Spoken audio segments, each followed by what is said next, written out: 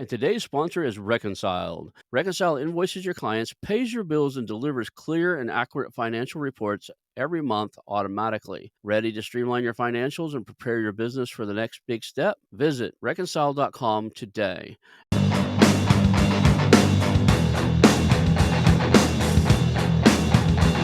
Hello, and welcome to the How to Exit podcast, where we introduce you to a world of small to medium business acquisitions and mergers. We interview business owners, industry leaders, authors, mentors, and other influencers with the sole intent to share with you what it looks like to buy or sell a business. Let's get rolling.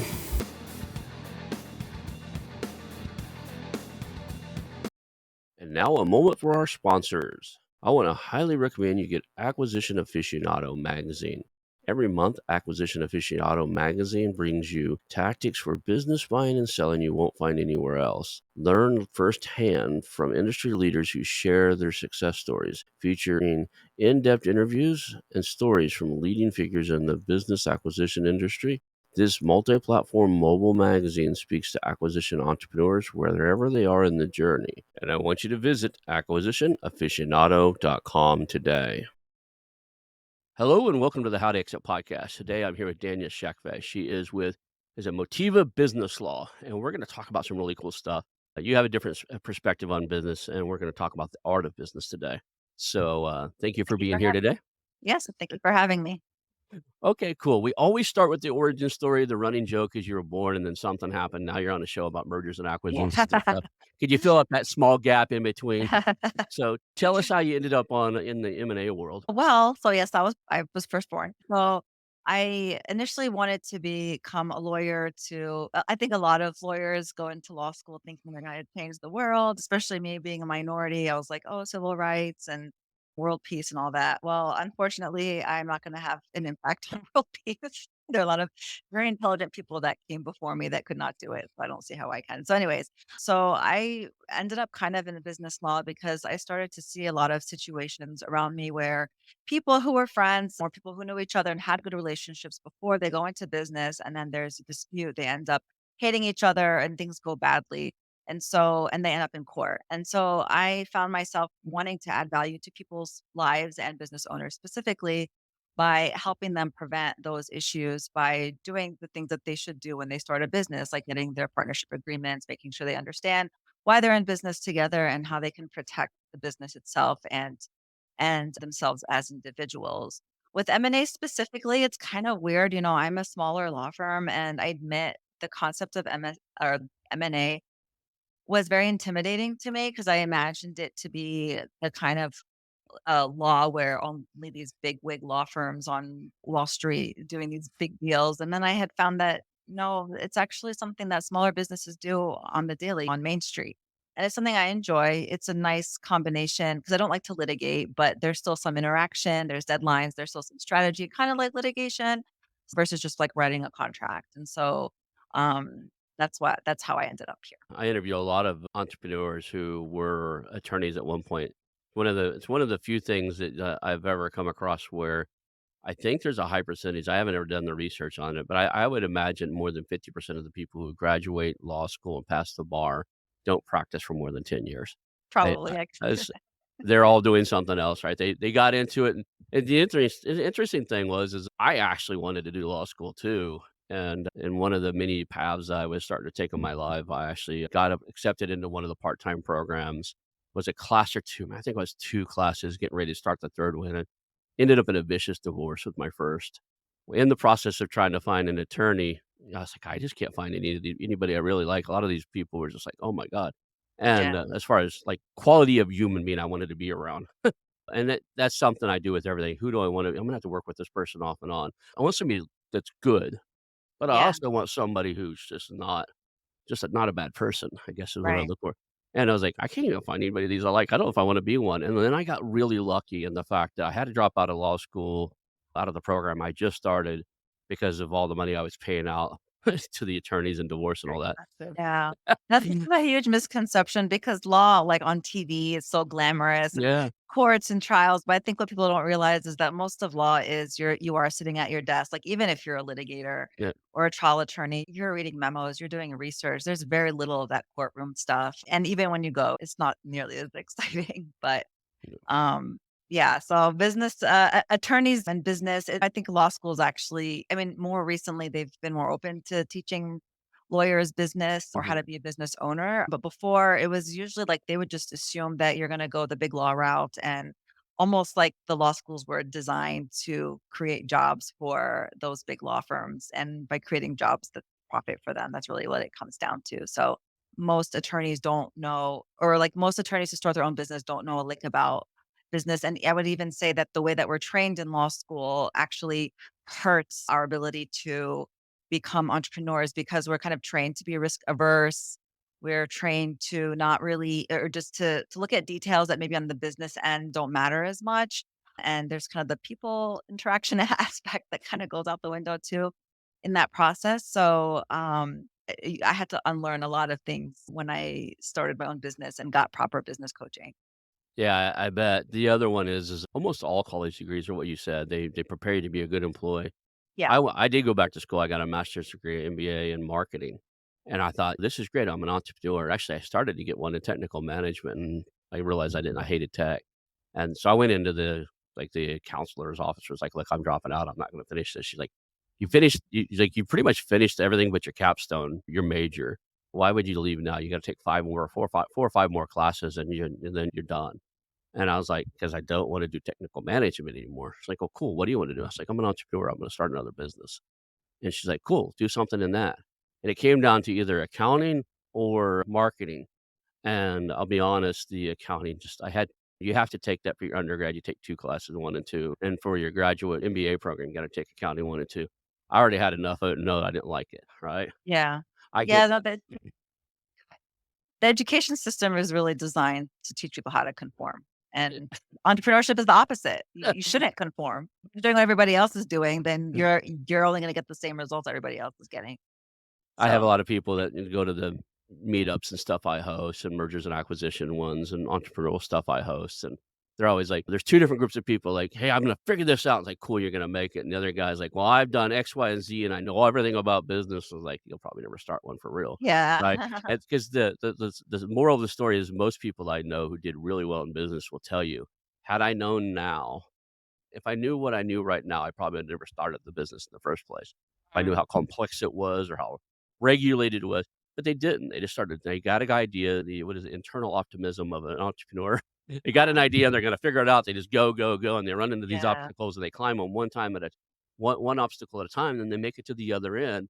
But if you ask them, okay, if you had to start over again, what would you do? It's like I'd probably pick a different field. This one's really complex, right? There's a little bit of brilliance in not knowing, you know. Yeah, I get for those who kind of appreciate the or can kinda get through that process of learning and being open to different experiences that make you at least make me uncomfortable.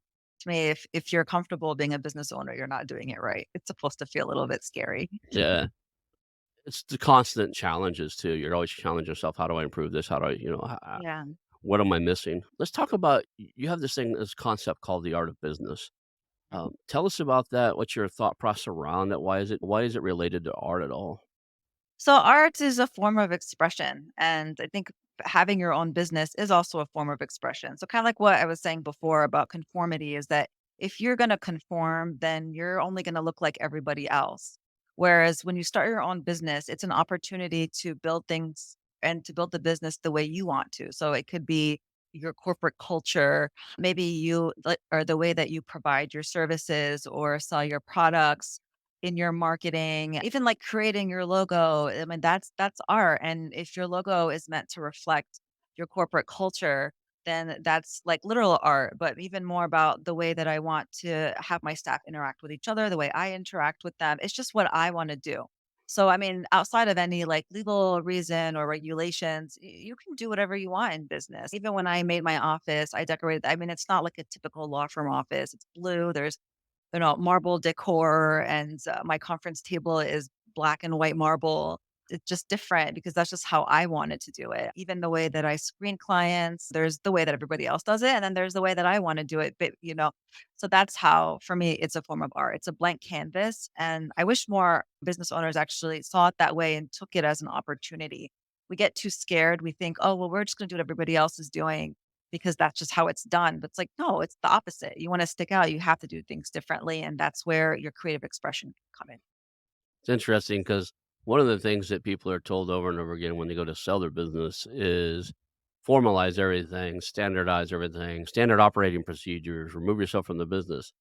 But if you really look at it, that doesn't take away from anything of what you just said, Correct. right? Yeah. You can have a very artistic, very different approach to business and have a well-documented, well-oiled Yeah. machine that runs day in and day out.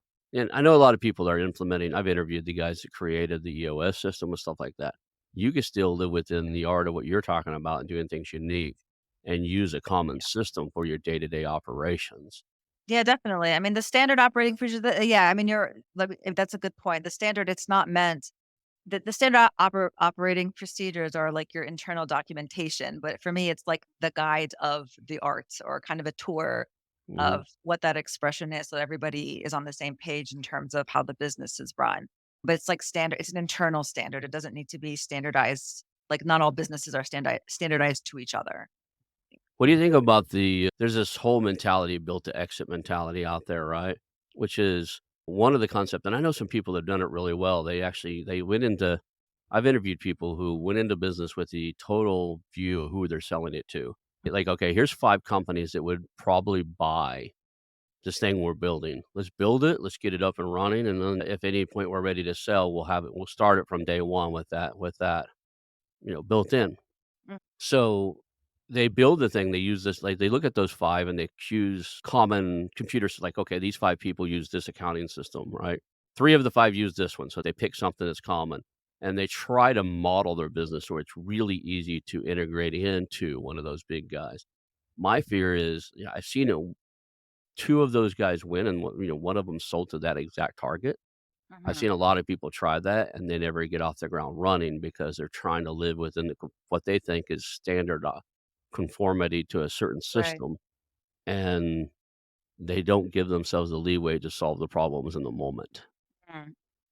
That's interesting. Yeah, I don't really love that idea. I could see why people do it. I mean, if Yeah. that's their goal, that makes sense. But just because their target company does things a certain way, it does not mean that they would not appreciate something being done differently. So, Mhm. I mean, think about like Facebook bought Instagram, for example. I mean, though they're complete opposite. Imagine if Instagram was like, we're just going to be like Facebook, then why would Facebook buy it? They wanted something different. And now Facebook tries to be like Instagram, which is Right. their target company. So I think it's more about, as the company, if you want, like, if you're creating a business to exit, you want to be clear about what value you're providing and how the target company, no, I'm sorry, the company that could be buying would be how they could like, why would they find that valuable? And then everything else is up to you. And the model and everything else could be really part of that art of creating something new. I've got it, and I get that, and I also seen some really, really rough ones. So when Microsoft bought Hotmail, we actually did one of the companies I work for did the anti-spam and antivirus for Hotmail. When they started swapping out their servers from Linux, which is a nerdy thing to say for Unix operating system, to Microsoft computers because it was Microsoft. Their performance was so horrible. We actually had to write special code in there 'cause, our software quit working right on their new platform, even though we had wrote it to work on both.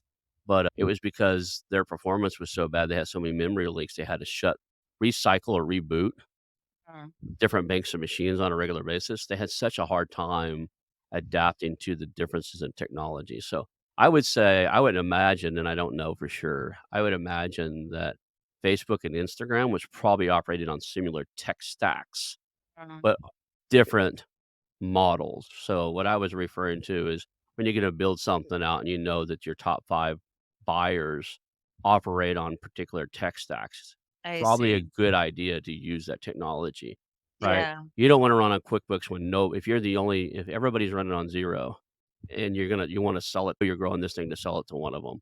probably ought to learn if you and you maybe you don't know QuickBooks already. If you're gonna learn one, might as well learn the one the majority of people are using, right? Yeah. Yeah. Yeah, you know, that's a horrible example because accounting is gonna be every person I've ever seen that does accounting does it differently. Mhm. So, when I Mhm. first got into this, like I said, I did my undergrad and my master's both had accounting courses. I thought it was supposed to be a certain way. And then Mm. it got into this and started looking at everybody's books, and I've never been a stock investor by any means. I did day trading, but we don't look for at quarterly reports very often in Yeah. day trading. But, when you start looking at this stuff, every one of them's done differently. Mhm. Right? Like, so what is this? Like, how is this possible? And I have a friend who's a forensic accountant. I'd pass him to her and she's like, no, it's normal. That's right. What do you mean it's normal? It's different than the last five I looked at. Like, yeah, that's still okay. So Yeah. there's an art form in there. I guess there's this guide that you have to stay within. But so I guess that would be a bad example of it. But for a lot of stuff, just being on similar tech stacks would probably be Yeah. important. But still, I mean, like, the value proposition is gonna be different. The corporate culture, I mean, with an acquisition, the corporate culture might disappear, but maybe the purchasing entity would, appreciate how things are being done and then change as well. What else? So and then just incorporating certain values or artwork and models too. But usually, I mean, in my view, like, me personally, like, as I'm building a business, I mean, I run it as if it were to like, I was gonna exit just for the sake of, like, building a business that can run without me, but I wanna stick to how I wanna do things because to me, it's the way that I'm expressing myself and why I'm different, and that also plays out to how I present myself to my clients as well. It also helps you carve off a niche in a very hard to define market. Like, Yeah. there's one thing to say, okay, a divorce attorney versus an M&A attorney, right? Mhm. But if there's 6 M&A attorneys in town, 2 might only do really big deals. They won't even look at you unless you're doing a $50 million deal. Mm. And then now you're competing with the other, I don't know, say there's 10 of them out there. So now you got 8 of them out there. How do you differentiate yourself? Yeah. You're gonna do it by the art that you put into it, the Mhm. way you treat your customer and stuff. A lot of the other guys are gonna try to tell you pedigree. We're all Ivy or Yeah. everybody's gonna have it's the standard way of business. We all have to carve off something, you Yeah. know? Like, for me, I mean, as for my own business, for my law firm, I'm huge about having a relationship with my clients and not just like a business Mhm. relationship, but like I want to get to know them as people. Why are they in business? What motivates them? Like what makes you different? Does it have to be complicated or glamorous? I mean, for example, many clients who come to me complain that their attorneys or attorneys they've tried to hire are not responsive. I mean, you would think that just business 101, like you get a lead, you call them back. And like, I can say that's true personally because I've hired lawyers too, and I've called law firms and they just never get back to you, which is wild to me. And so I know that like one of the things that makes me different is that I have a clear procedure, like an SOP on what happens if our client contacts us and how we make sure that we respond to them. And even, or with my assistant, my intake, we also call her like the client of concierge or the client like relationship manager. And like a lot of or excuse me, like a lot of law firms don't have that Mhm. role, but like what's wrong with having that relationship? And it's just more warm and friendly. I think attorneys sometimes want to seem like they're awesome and like untouchable sort of. I'm like, no, we can be relatable. We can show our human side to our clients and feel like have a warm feeling. Sorry, that came up weird. Well, Warm, kind of that like that human to human connection, I guess, for lack of a better term. yeah. Yeah. I can tell you I'm 51, and I don't know if I've ever done business with somebody I have had to call more than twice. So I have a 2 call policy on anything I do Yeah. in life. If I want you to come mow my lawn, I'll call you once. If I get a busy signal, I'll leave a voicemail, and I might call you back. These days, I might text you back, say, "Hey, Yeah. call me. I've got business for you. Call me back." I've even got friends that got mad at me, like, if you're a really close friend, I might try more than twice, but that's probably the Yeah. only exception. I've got a really good friend who owns a heat and air business. I would give him my business. I own a bunch of real estate or had a bunch of real estate. Less and less these days. They're refinancing now underneath me. But I own or finance them all off, so I wouldn't have to manage them. But if there's an AC down, I call him first. And then I'll text him, say, "Hey, I got work for you, or when are you available?" But he knows that if he can't get back to me, these people are living in these things. Yeah. I don't have to do it as much anymore because, like I said, I want to finance them all off. Now it's like we have a commercial building and some other stuff, so I call him for that type of stuff.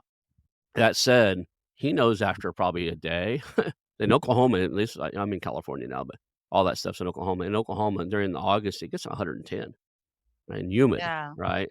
I don't Nobody's gonna show up to work if the building AC is down, Yeah. right? So if you can't come over today or tomorrow, I'm calling the next guy on the list, and he knows that. And that's why I used to tell people all the time when we go to business networking stuff and they hand me their card, like, "I've got a heat and air guy, but it's never bad to be my second person to call." They're like, "What do you mean by that?" I was like, "'Cause I'm only gonna call you once, maybe twice." Yeah.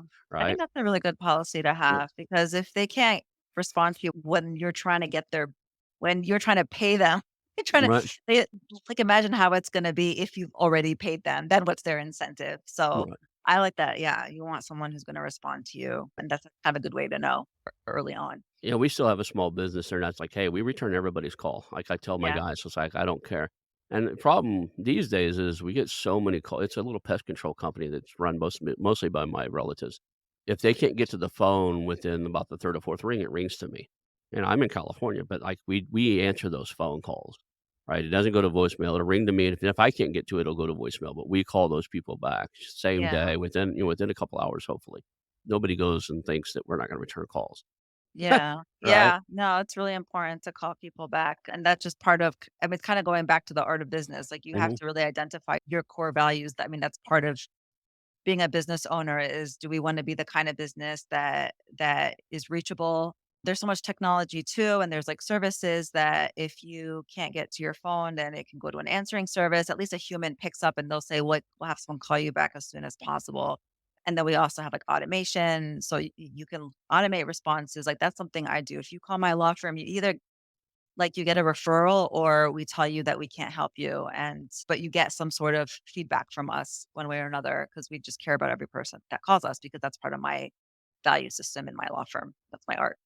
And today's sponsor is Reconciled. Are you an entrepreneur or business owner thinking about your exit strategy? Or maybe you've just landed a business through acquisition and the books just aren't the way you need them to be. Let me tell you about Reconciled, your dedicated partner for industry leading virtual bookkeeping and accounting services. Reconciled pairs you with skilled professionals who empower you to grow your business and prepare it for success, whether that's your exit or taking that new acquisition to top performance. Imagine having high level financial management without expanding your team. From bookkeeping to CFO services, tax advisory, and even fully outsourced accounting, Reconciled has got you covered. They help you make the best business decisions, keeping your end goal in mind. And the best part? Reconciled understands acquisitions, as they have acquired 3 accounting firms in the past 3 years, and their founder, Michael Lee, mentors others in searching for acquisition, raising capital, or trying to aggressively scale. Reconcile invoices your clients, pays your bills, and delivers clear and accurate financial reports every month automatically. Ready to streamline your financials and prepare your business for the next big step? Visit reconcile.com today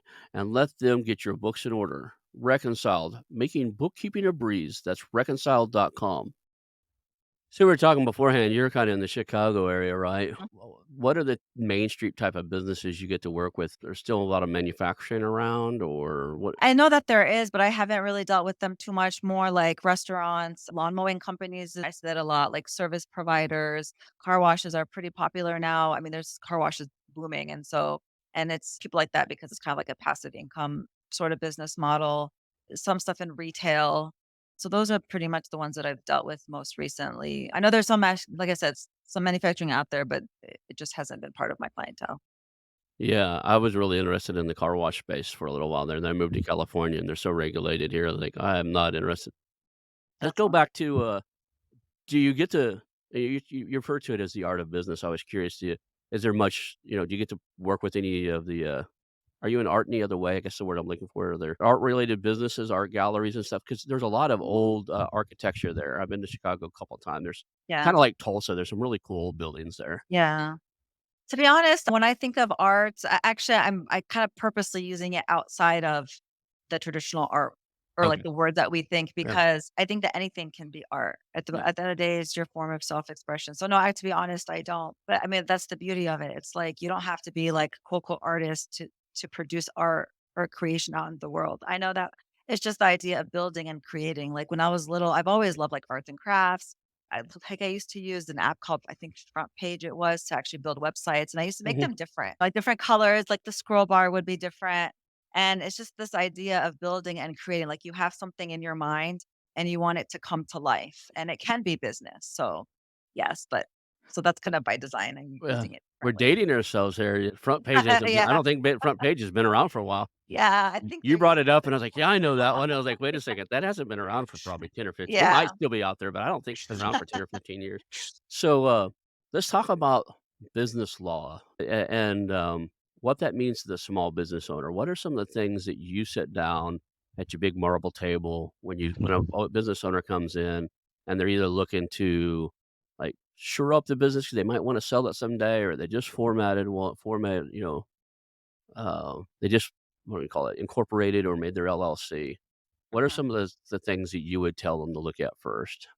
If it's more than one business owners or if they're business partners, I really tell them to sit down and really get a grip on their relationship amongst each other because I've seen even very successful businesses get tanked because they didn't talk about how they were going to split profits or who was responsible for what, or even something basic like sometimes the biz or like one of the business partners may contribute money and there was a misunderstanding as to whether that money was a loan or part of the investment. And so they fight over that.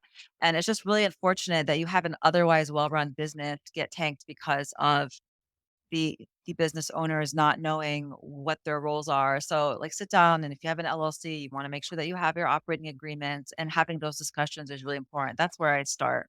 The second thing is to make sure if there's any, like, regulations in their industry that they need to follow.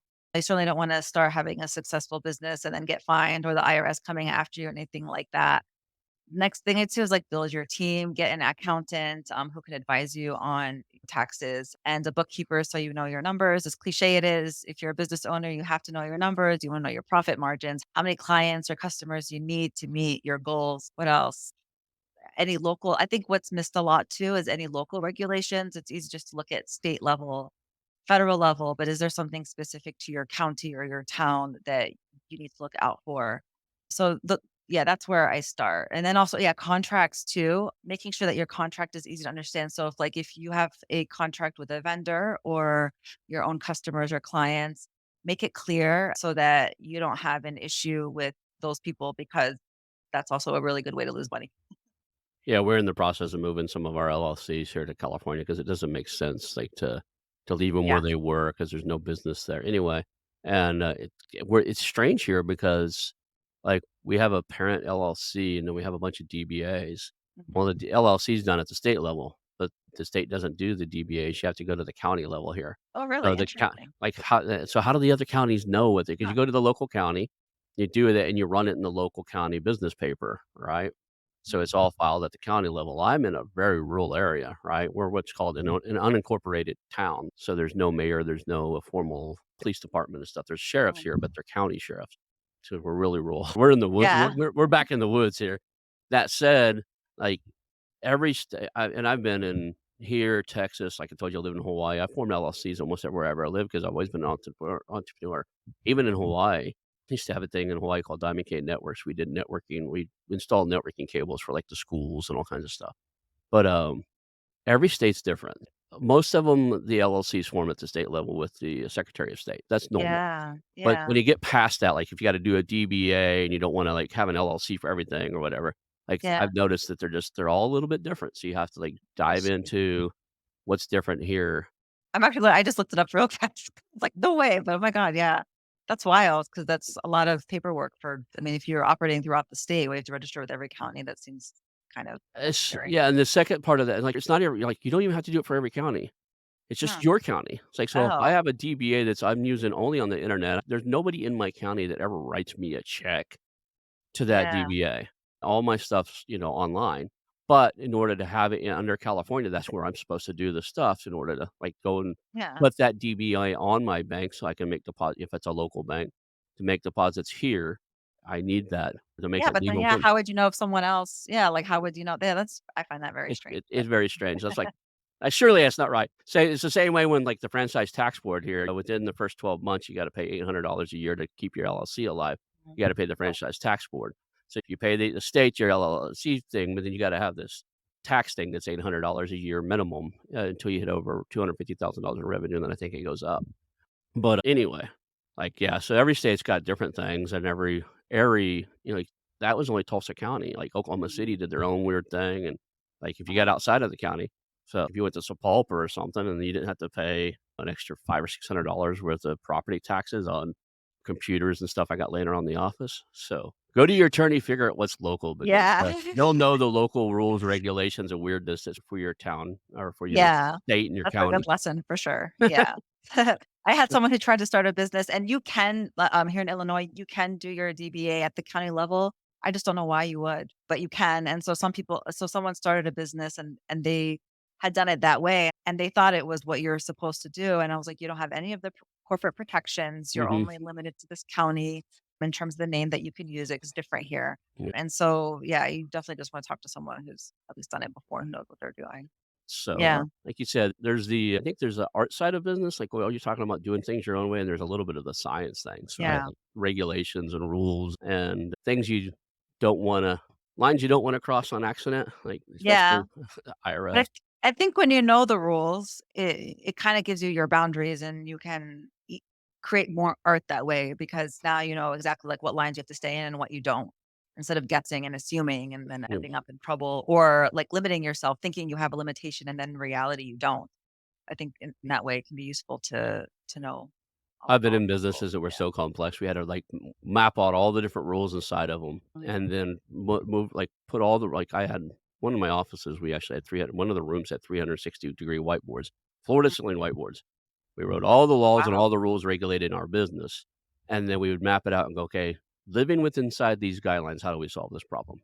Like, how do Mhm. we do what we need to do and and serve our customer the way they need to be served, living inside of what all this said?" The only thing I didn't have was the floor or the ceiling, so it wasn't 360, right? But, yeah, all the walls and the doors even, they all are all whiteboard material, so you could just, like, go crazy in that room and draw all over it.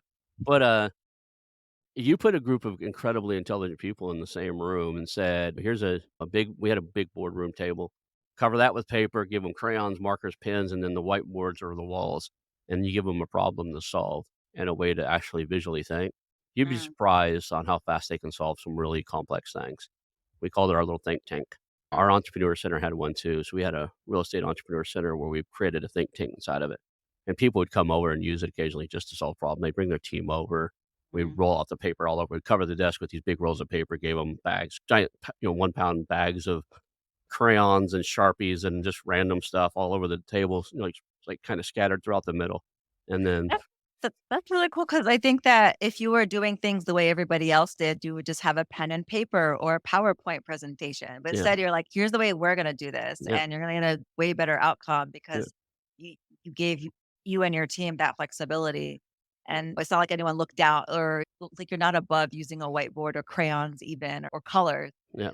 So I think that's a really good representation of doing things differently. And they would bring in notepads, and they could do whatever they wanted, but the whole Yeah, we'd don't set limit a yourself to that. we did Yeah, the Pomodoro technique, which is that little food timer, right. right? Yeah. So I'd write a problem up on the board and kinda give maybe 2 to 3 minutes. "Okay, here's what we're trying to solve." I put it on Mhm. one board, maybe a problem statement, 4 or 5 bullet, like, "Here's 4 facts you need to know about the problem." Right. And then I'd set a timer for 15 minutes, and everybody would, like they almost looked like they were eating prison meals. They had their arms out where nobody could see their stuff, and they would solve their problem. It was funny Mhm. because 'cause they'd everybody get a little protective because people get stumped, and they start trying to look over, and it was fun. Everybody would solve I was like, "Now, write out" just don't think yes or no, don't validate your own thoughts. Mhm. Just start writing thoughts down and Right that now. and brain dump everything down, and then we'll validate in the second round.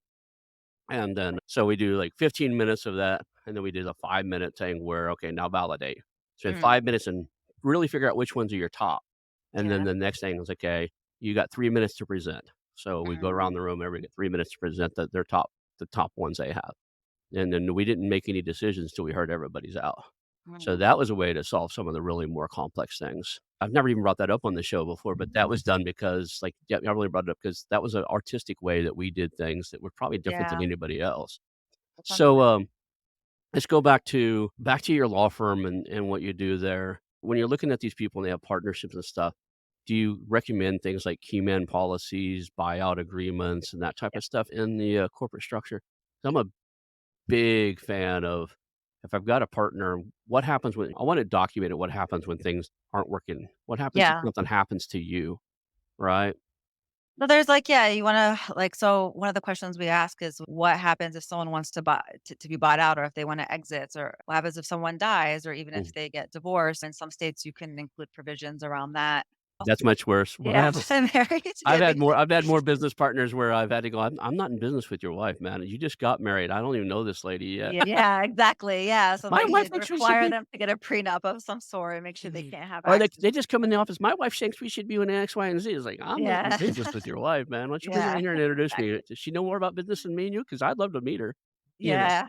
Yeah, for sure, and then I tell my clients, part of me helping them assemble their team is make sure they have an insurance broker, so for those key man policies, make Yeah. sure that they have something in place for that. So absolutely, just to make sure again, like, I mean, the whole goal ultimately what is to just is so that the business owner can focus on making their dreams come true. And if you're ever in survival mode, it's hard to be creative. And one way to be in survival mode is to end up in court. And you're not really thinking about growth and creativity. You're thinking about, oh my God, attorney's fees and will my business survive and how am I going to get food on the table? You don't want to be there. So preempt that.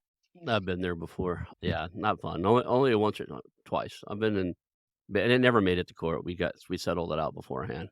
I went out and basically hired attorneys I could barely afford that were better than theirs and hired forensic CPA firms to, like, go through Yeah. their books and all that, and they begged for mutual dismissal after they see what I had lined up. Yeah. Right? We don't really like, they were suing us, like, "We really don't wanna do this now." I'm like, "Okay, well, Right.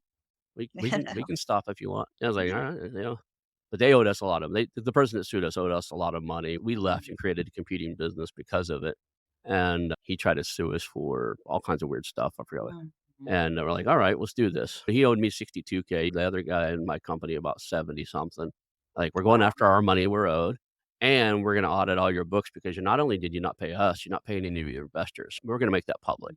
The Mhm. investors that were getting equity also weren't Right. getting they were misstating their books to them, and we knew it. Yikes. Like, Yeah. I hired a forensic CPA firm. Like, what is it called when the 2 attorneys meet and they, like, disclose the plan, like, what how this is how we're gonna do it? There's that Yeah. discovery Yeah, or like a whatever. discovery meeting. Yeah. Yeah. Within an hour of the discovery meeting, their attorney called back and goes, "My client wants to, really encourage me just do a mutual dismissal. He doesn't wanna go any further with this."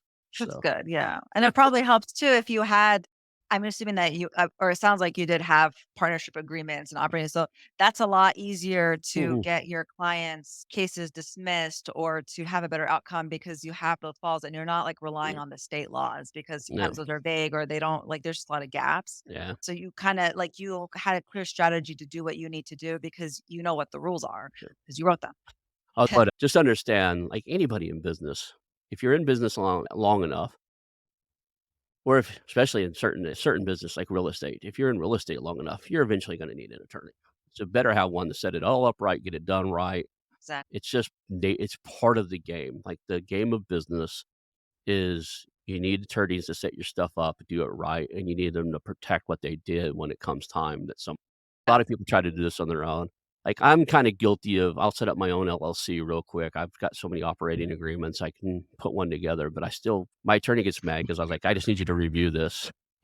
Right? Yeah. "What did you do?" And I was like, "I set it all up. It took me 2 hours. I've got everything going. I don't wanna wait 2 weeks for you to do it." And, like, "So, here's everything. Tell me what you need to make any changes." That's good to have, yeah. Yeah. So, I mean, having those discuss I mean, 'cause you seem sophisticated enough where you kinda know what's important to talk about. A lot of people, they don't, Yeah.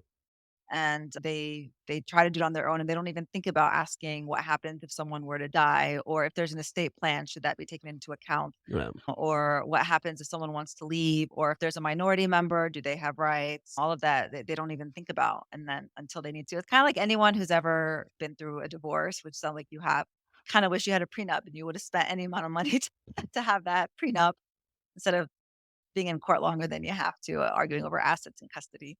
That last one you said there, if you're a minority member, do you have rights? That depends on state by state too, doesn't it?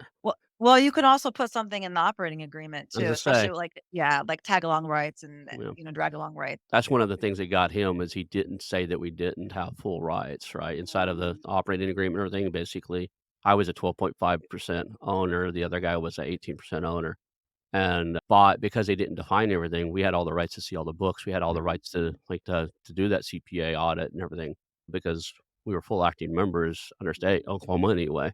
So our attorney's like, "Oh, you have the rights to see all that stuff." Like, mm, he didn't state in there because you're a minority saying you couldn't do certain things, and you never Right. agreed to be limited. So let's do it. Um, uh, Yeah. So it's important if you're out there creating the stuff to have an attorney go, hey, yeah. how many people are going to work with us are going to eventually give other people equity? What do you want their capabilities to be if you give them equity? That type of Yeah. questions, right? Yeah. Those are questions that we ask. Yeah. Have you ever seen the book by Mike Moyer called Slicing Pie? I don't think I have, no. Check that out sometimes. You were Like talking about equity and how it's split and whether money is a mm, loan or not a loan. Mike Moyer, I think is his name, Moyer. He created a system for that. Mostly it came out of the tech I've heard space. of okay, yeah, yeah. Yeah. Okay. And basically, it has a mechanism in it to determine equity ownership based on the hours you put in, the value of your Mm, hours, and then equity ownership based on the dollars you put in. And it's a standardized process. It even has a little software tool and stuff you can actually track mm, it. And it's way more equitable in my eyes than going, we're creating this business together, me and you, and we're going to do this, and you get 50%, I get 50%. You're busy and I'm busy, right? yeah, I own multiple businesses. I've got things going on. How many hours am I going to give you and how many hours you're going to put in? Who's more yeah, passionate in this is going to drop some of the other stuff to get it done, right? yeah, It's never going to be fair. It's yeah, never going to be fair. And if you either have to acknowledge that and like, okay, I'm going to be getting most of this stuff done and only own 50%, or find a system out there that rewards you for the hours you put in and the money you put in. yeah, So yeah, and I think another way too is to give the person who's working more a salary if an accountant agrees. I would say consult your accountant on that too, yeah. but that's one way I do it too. So, but that's yeah, I'll definitely check that out. That sounds Check really it out. cool. It's a real simple small book, but it's the Mm, premise is really cool, and they has some software and tools. I recommend it all the time. So there's 2 books I recommend all the time. The other one is the Who Not How by Dan Sullivan, and basically mm. it's about anytime you procrastinate doing anything, you probably should have somebody else do it for you, right? Yeah, Like, yeah, instead like of anytime you're asking, writing "How your do I" operating agreement. yeah. Or it's like, yeah, or how do I do this? If you gotta figure out how, probably not the right person. How do I write an operating agreement? Yeah, Yeah, you're probably not the right person for that. Probably have an attorney do it for exactly. you unless you've seen 100, like, I'm 51. I've seen so many of them. I can get the premise of it down. I've got so many samples from everything. I can get Yeah, the premise of it down and hand it to somebody and go, "How much trouble am I gonna get into by running it this way?" But no, if I switched attorney, I guarantee every attorney operating agreements are kinda like trusts. mhm, Every attorney that sees it a trust, and I use a lot of trust for different things. Everyone that ever sees one that it's new to them thinks it's wrong and they wanna do it their way.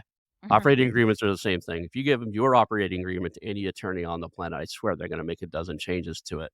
And then you take it and he thinks it's perfect, you hand it to the next attorney and they're gonna make a dozen changes to it. The other thing is, I don't typically go to attorneys. I ask them, it's like, how do you like doing litigations and stuff?" And my business attorney says, "Oh, I don't ever go to court. If they say I'm good at it, I'll do it if I want to, but it's not what I wanna do." That's my attorney for me because anybody that writes a document for me, I want them to be the person either at least have somebody on their team that loves doing it to defend Mhm. the daggum thing.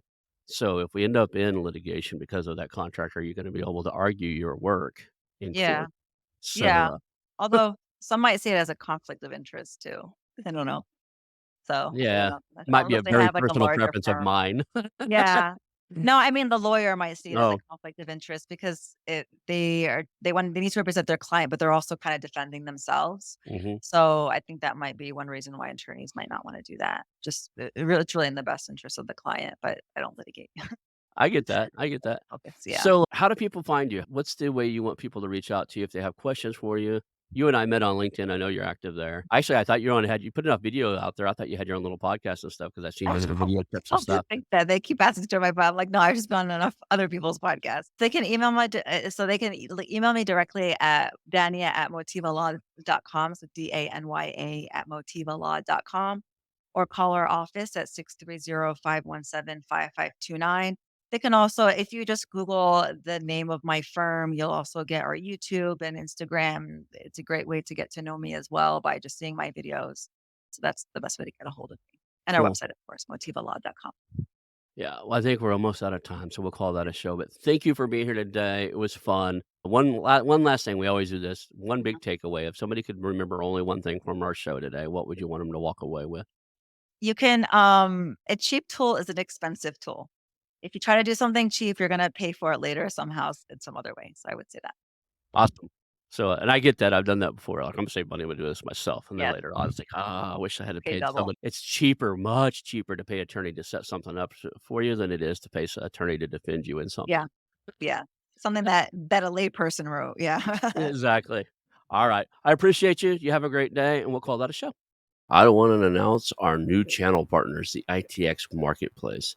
Since 1998, ITX has created $5 billion in value by selling more than 225 IT businesses in 20 countries. ITX works exclusively with IT-enabled businesses generating between 5 million and 30 million who are ready to be sold, and M&A decision makers who are ready to buy.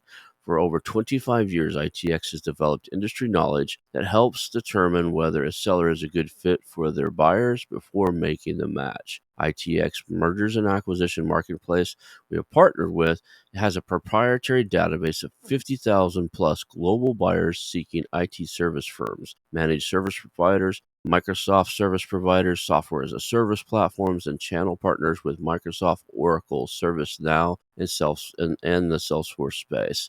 If you have an IT enabled business you're ready to sell, I want you to visit the itexchangenet.com/marketplace. How to exit. That link will be in the show notes. Visit them now.